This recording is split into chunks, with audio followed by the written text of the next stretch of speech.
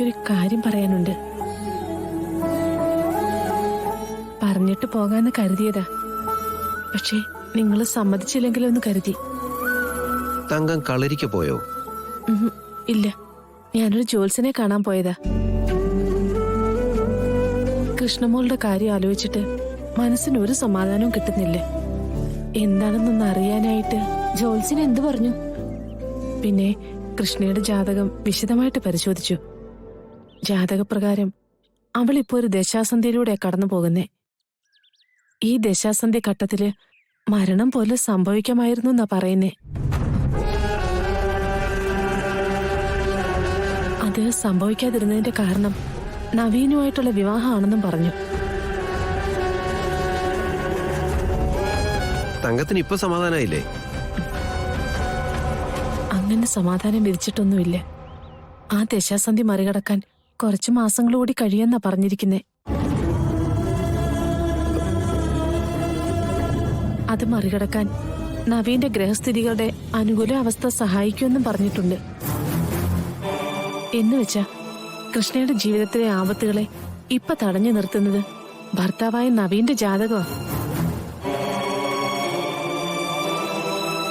അതങ്ങനെ തന്നെ തുടരുകയാണെങ്കിൽ ഈ പ്രതിസന്ധി മറികടന്നാലും അവരുടെ ജീവിതം സന്തോഷമുള്ളതായിരിക്കുമെന്നും പറഞ്ഞു.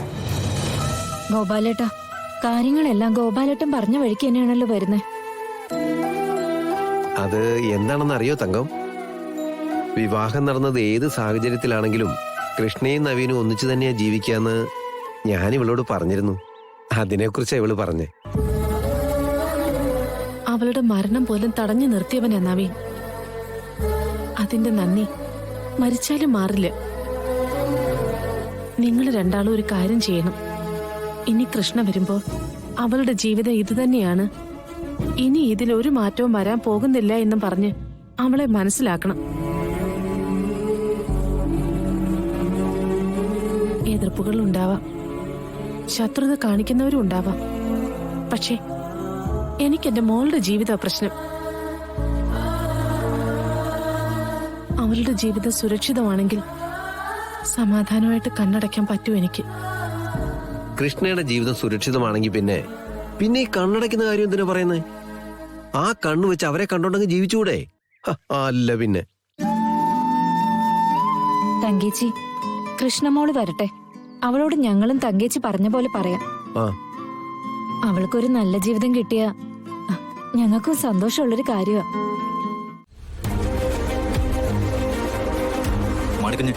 ഇറങ്ങണം. നിങ്ങൾ ഇറങ്ങിയോ സാറേ? എനിക്കേ ശകലം പണിയുണ്ട്. ഇതിനിടയിൽ എന്ത് പരിപാടിയാ? ഇറങ്ങി വന്നേ. മാഡം, മുത്തശ്ശിക്ക് കുറച്ച് മെഡിസിൻസ് വാങ്ങാനുണ്ട്. പിന്നെ അമ്മ ചില വീട്ടു സാധനങ്ങൾ വാങ്ങാൻ പറഞ്ഞിട്ടുണ്ട്. നിങ്ങളൊരു ഇളനീരൊക്കെ കുടിച്ചു കഴിയുമ്പോഴേക്കും ഞാനെത്തും. എടോ, അതൊക്കെ പിന്നെ വാങ്ങാടോ നമുക്ക്. എന്റെ പൊന്നു സാറേ, ഉത്തരവാദിത്തം കാണിക്കുന്ന ജോലിക്കാരനെ അതിന്ന് വിലക്കുന്നത് ശരിയല്ലെന്നേ. ഓ, എന്റെ മാണിക്കുഞ്ഞെ, ഒരിളനീര് കുടിച്ചിട്ട് ബാക്കി ഉത്തരവാദിത്തം കാണിച്ചാ മതി. എന്നെ നിർബന്ധിക്കില്ലേ മാഡം, ഞാൻ പോയിട്ട് വരാം. മാണിക്കുഞ്ഞു പിന്നെ ഒരു കാര്യം വിചാരിച്ചാ പിന്നെ നിർബന്ധിച്ചിട്ടൊന്നും കാര്യമില്ല. പ്രത്യേകിച്ച് വീട്ടിലെ കാര്യമാവുമ്പോ. ഇറങ്ങ.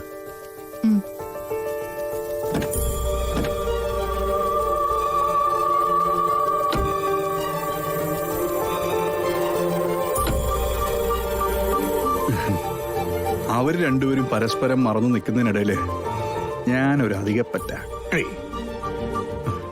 ഉള്ള സമയം അവർ എൻജോയ് ചെയ്തോട്ടെ.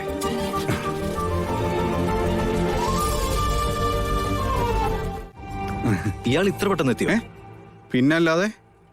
മാണിക്കുഞ്ഞ് ടൂർ പോയതാണോ?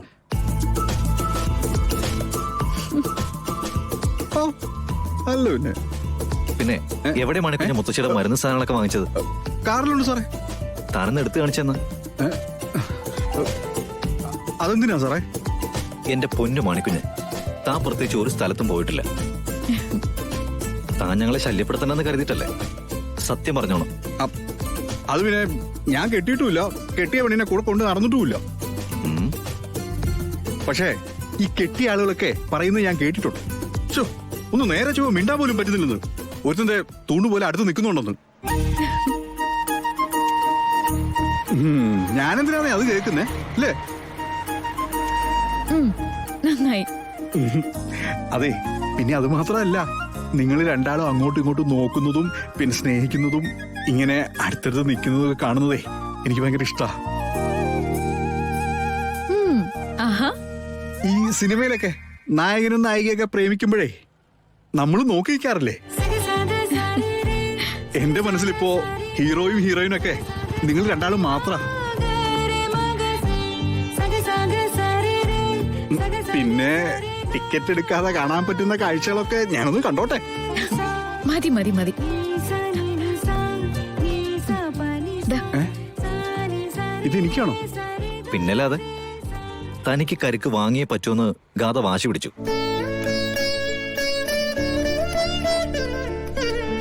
മാണിക്കുഞ്ഞ് സാറിന്റെ ജോലിക്കാരനായിരിക്കും, പക്ഷെ ഞാൻ കാണുന്നതേ എന്റെ ഒരു ആങ്ങളെയായിട്ടാ. അപ്പൊ പിന്നെ വാങ്ങിക്കാതെ പറ്റുമോ? Thank you madam. എന്താണോ? ഏയ് ഒന്നുമില്ല സാറേ, ഈ സ്നേഹത്തോടെയുള്ള വർത്തമാനം കേട്ടാലേ എനിക്കിങ്ങനെ ഉള്ളതാ, കണ്ണു നിറഞ്ഞു പോവും. ഗാഥമടത്തെ പോലെ ഇത്രയും വലിയൊരാള് എന്നെ ഒരു ആങ്ങളെയായിട്ട് കാണുന്നു പറയുമ്പോ അപ്പൊ പിന്നെ ഇത്തിരി കരഞ്ഞാൽ എന്താ സാറേ? ഓ, നിങ്ങൾ ഓടിക്കേ, ഞാൻ അവിടെ ഉണ്ടാവും.